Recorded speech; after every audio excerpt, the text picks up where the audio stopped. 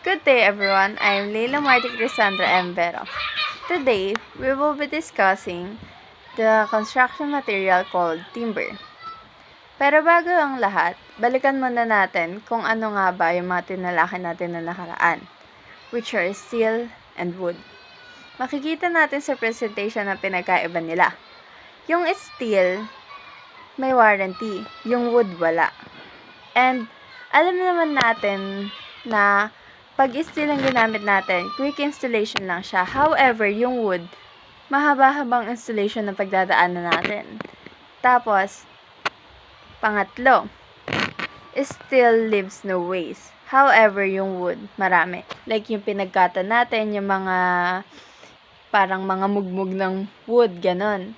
Tapos, pang-apat, yung steel, hindi naman talaga siya inaanay. Nakakita na ba tayo ng bakal na inaanay? Di ba hindi pa naman? So, yung wood, may termite siya. Tapos, yung steel, wala. Tapos, pareho naman silang energy efficient. However, lower insurance cost nga lang yung steel. Tapos, yung wood naman, higher insurance cost. Tapos, isa pa is, lower labor cost yung steel. Tapos, pag wood, higher siya, syempre. Kasi mas mahirap kang install ang wood. Pero, it's for the aesthetic, di ba? Tapos, yung huling-huli is, yung steel, it doesn't need cross trusses. However, yung wood is kailangan to support its weight. Now, let's proceed to timber.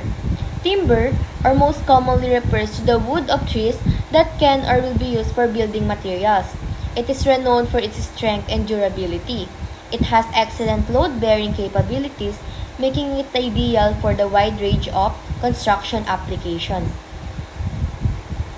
Timber is one of the oldest material of construction. Parts of trees were the first to be used by man for shelter even before he enters the age of civilization. Timber has been used in variety of ways in building construction even before. Timber is a natural material and is not manufactured. It is a renewable resources. It is an important forest product used for construction activities and for making furnitures and artifacts. Okay, so sabi doon, yung timber is kind siya ng wood which is nanggagaling of course din sa may tree.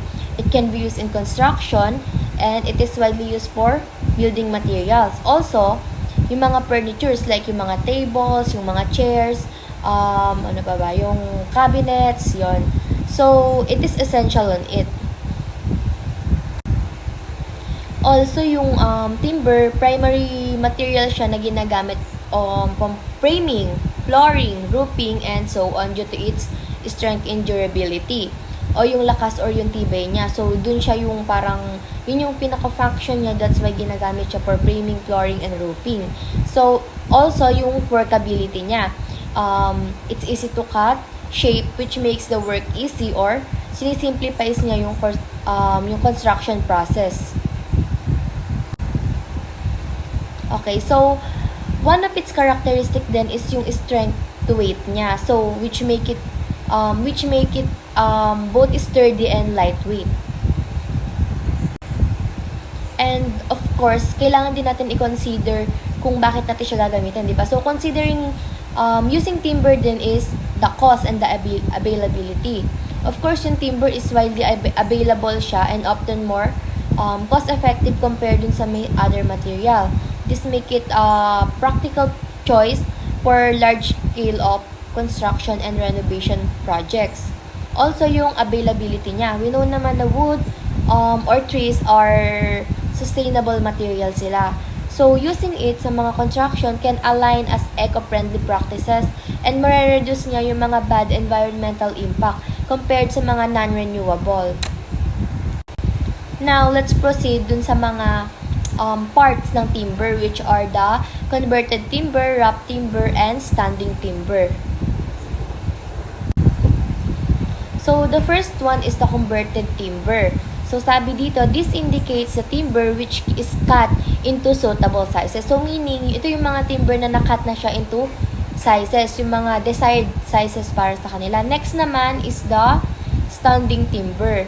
So, this indicates the timber contained in living trees. So, ito yung mga nakatayo pa, yung mga, ayan, as we can see naman sa may picture, ito yung mga nakatayo pa na tree. So, ayun, yung standing timber. Then, last one is the rough timber.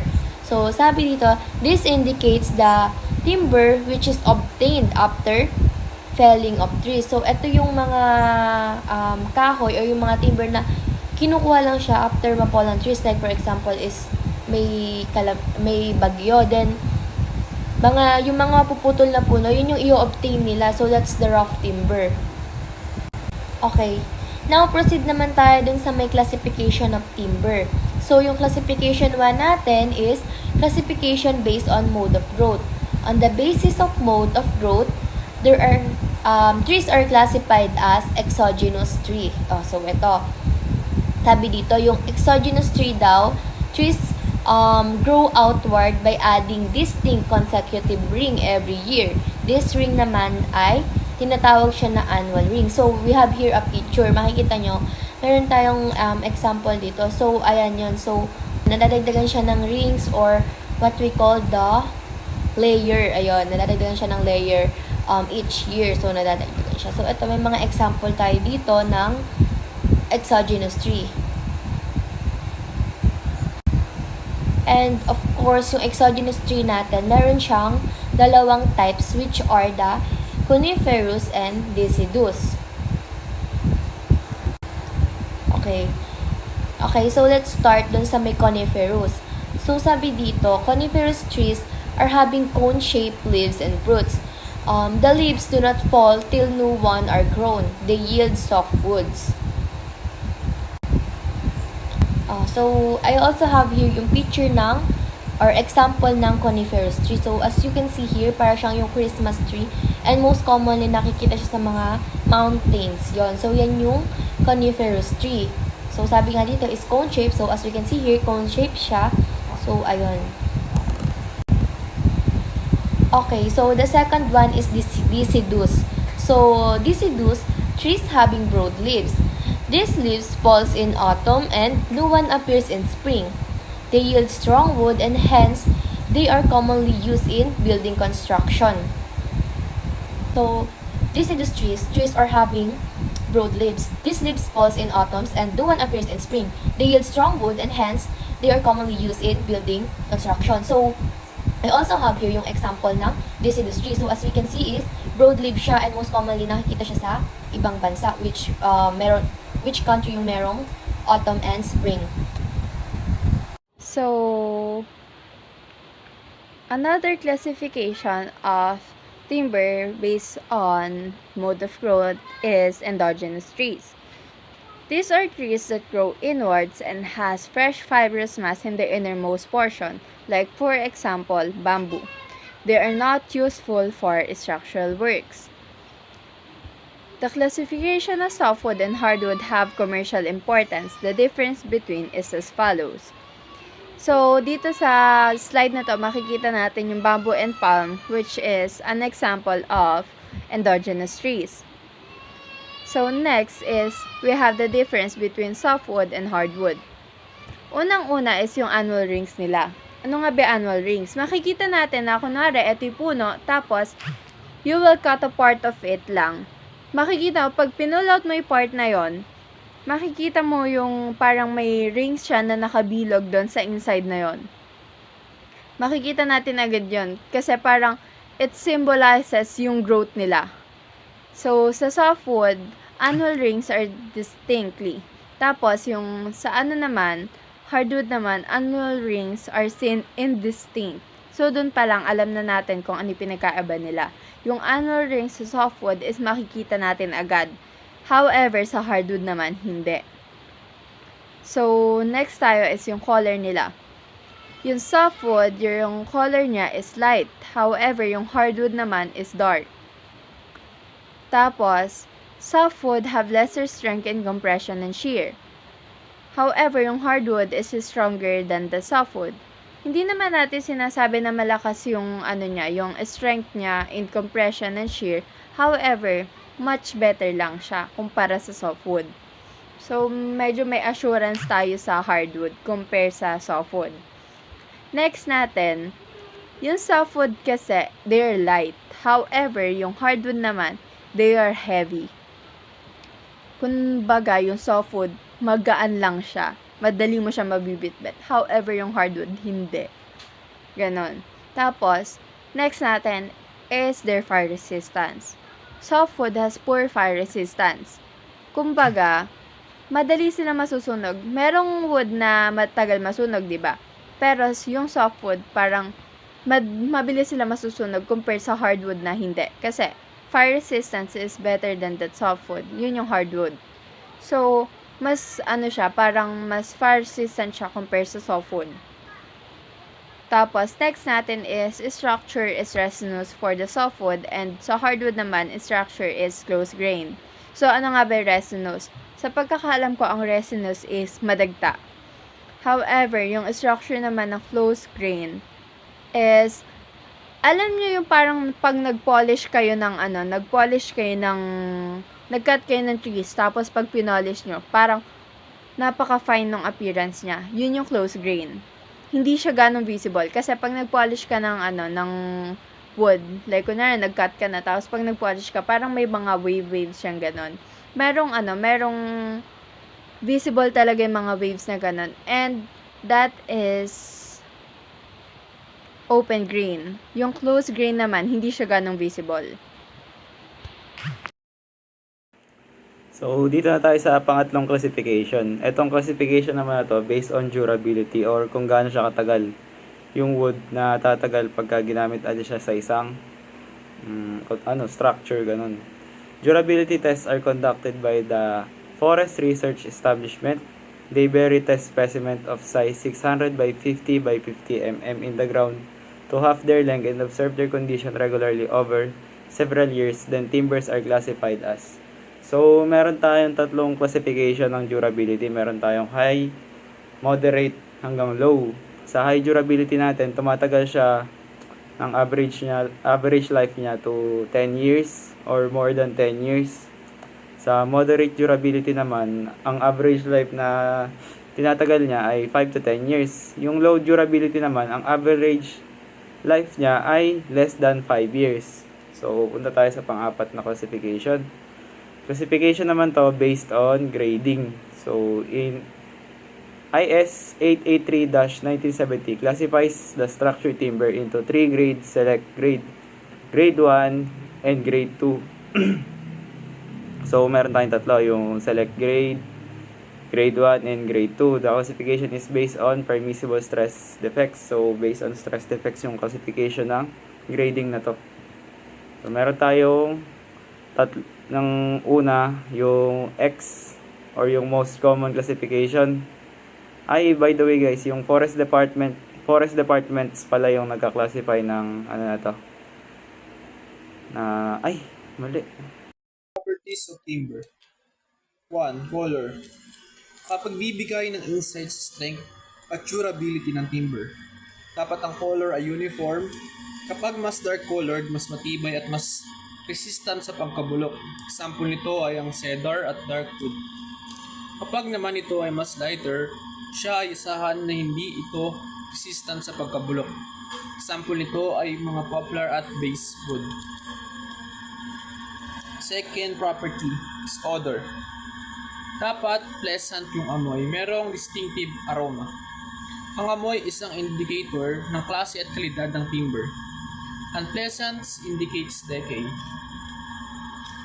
Number 3, property is the soundness.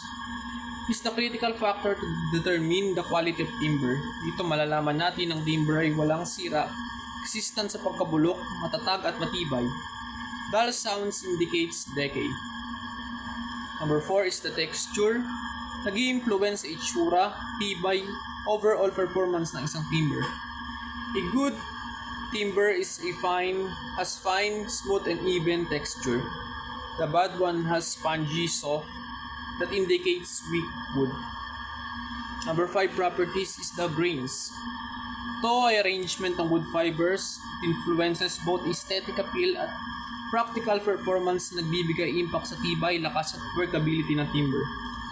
Good timber ay katumbas ng close grains. Number 6 property is the density, is the weight or the mass over volume ng wood. High density means greater strength, moisture resistance, insects and fungi resistant, weather resistance. Number 7 is the hardness.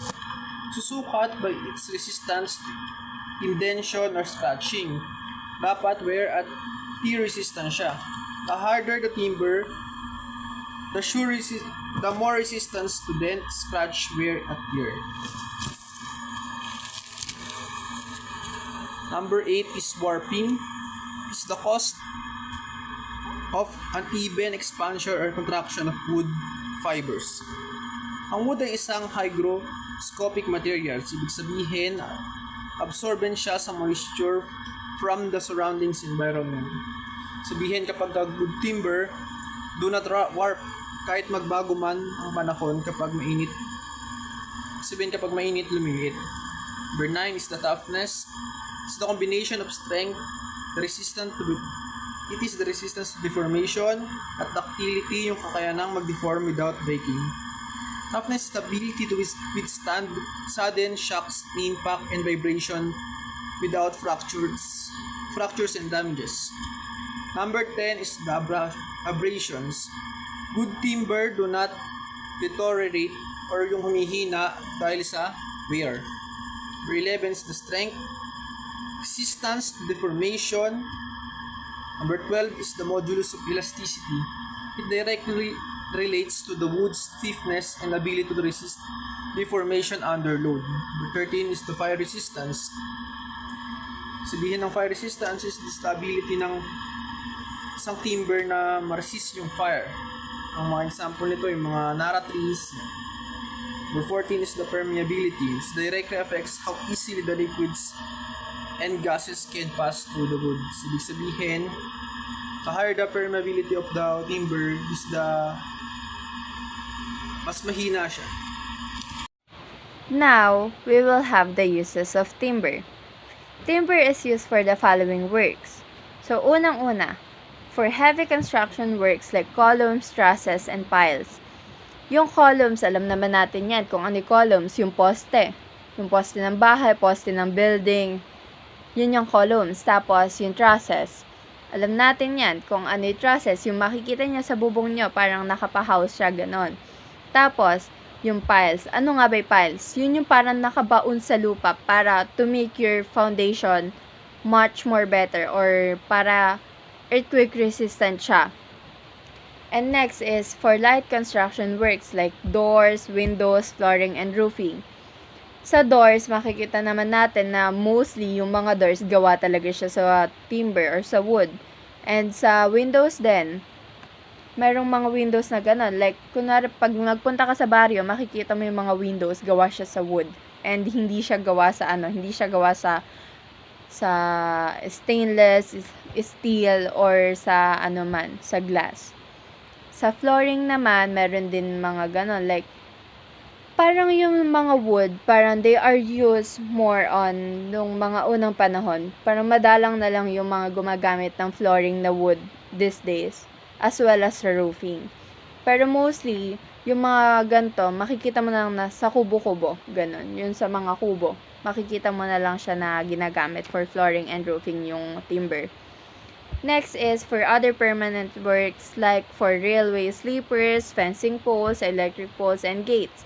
Yung railway sleepers, yun yung sa yun sa tren, yung dinadaanan ng tren, yung parang nakababa siyang ganon. Yun yung kunwari, di ba, ito yung dalawang bakal, tapos andito yung wood. Yun yung ginagamit na yun ang railway sleepers. Tapos yung fencing poles, alam naman natin, electric poles and gates. Electric poles, yung poste ng kuryente, fencing poles, yung mga parang poste. Tapos, yung gates, alam na naman natin kung ano gates. And next is for temporary works in construction like scaffolding, centering, shoring, and strutting, and packing of materials. And lastly is for decorative works like showcases and furnitures. Marami naman tayo makikita ng ganito. Like sa showcases, yung mga furnitures natin, gawa naman talaga siya sa sa wood. Like yung mga upuan, tapos meron naman yung mga dinidisplay lang, like showcase sila, gawa nila like for sculpting, crafting, ganun. And those are the uses of timber. And in the following works, makikita natin yung mga example ng structures na gawa sa timber. Unang-una is makikita natin yung wood, windows, tapos yung roofings. Yan yung sinasabi ko sa inyo. Kasi mostly, ang ginagamit na ng mga tao ngayon is bakal for roofing nila. Kasi parang mas makakatipid sila, totoo naman, mas makakatipid sila for steel. Tapos, mas assured sila na matibay. Tapos, yun sa windows naman, yung frame mismo ng window, madalang ka nalang makakakita ng frame ng window talaga na gamit ang wood. Mostly, parang sliding na yung mga ginagamit nila. And next is, yung timber company in PH. Makikita nyo, hindi naman full yung structure niya is gawa sa timber, pero sobrang aesthetic tignan because they use wood. And next is yung Polo Pavilion. Ito yung sinasabi ko sa inyo kasi parang mostly yung inner part niya is made out of bamboo. So, ang ganda niya talaga tignan. It's for the aesthetic talaga. Pero, matibay naman siya because, And next is yung mga old houses. Ito yung sinasabi ko sa inyo kasi, yun nga, madalang na lang tayo makakakita ng mga bahay na gawa talaga sa kahoy. Mostly, gawa talaga siya sa mga bakal, sa mga semento, concrete, ganon. Sa mga hollow blocks. Mostly, doon nagawa yung mga bahay. Siguro, makikita na lang natin sa nagawa sa kahoy yung bahay is yung mga parang mga naunang bayan. Like, yung sa Cebu, sa Manila, meron pa ring mga bahay na gawa sa kahoy and sa mga baryo. And next is yung Mactan Cebu International Airport. And that's all for our report. We are Group 10 and we reported. That's all. Thank you. So, dito na tayo sa English to Tagalog terminologies. Ang una natin dito, lacquer. So, lacquer as in L-A-C-Q-U-E-R. So, ang ibig niya sabihin sa Tagalog is barnis. Yung pinapahid sa mga, alam niyo yung bamboo set, yung mga ganun. Kadalasan sa mga kawayan to, tsaka sa buho, pampakaganda. Parang kulay, mamula-mula siya na brown. Ganun. So, naman natin is latch. Or sa Tagalog naman, tarangka. Pangsarado siya ng gate. Yun talaga siya yung, alam niyo yung sa gate, tapos yung ginaganon. Yung parang ginaganon para sumara siya. Yun mismo yung tarangka. Lukob, or yung curved chisel. Nagay ko na lang yung picture dito. Yan. Tapos gilasyon, yung ibig sabihin naman yan sa Tagalog, insulation. So, parang kontra sa init yung ganyan eh. Naririnig ko sa sasakyan. Pagka gumagawa kami nun. Yung insulation, sa ilalim ng makina yung ginalagay. Kontra init naman siya ganun. So, sana naman, sa English na to sa last, to trim, o bawasan. May other Tagalog term pa siya, which is yung kataman. Pwede siyang sabihin na kataman. No? Ganun. Meron ako siya share sa inyo na medyo unique tong na to eh. Yung equipment na to. Ang tawag sa amin dito, apatot. Siya? Pitik siya, kaso hugis sapatos yung lalagyan niya. Hindi siya design eh. Ganun talaga iyari nung ng pitik na yan. Hugis sapatos talaga siya, tapos may langis siya sa dulo. Hahatakin mo ganun yung tali, yung parang tansi yata yung nakalagay. Tansi yung nilalagay namin doon. Tapos pagkahatak mo ganun, ipipitik mo na ganun yun, ang may langis yun. Pag pitik nun, yun na yung mismong linya mo. Lagay ko lang dito yung picture nun. Apatot. So, yun lang. Thank you.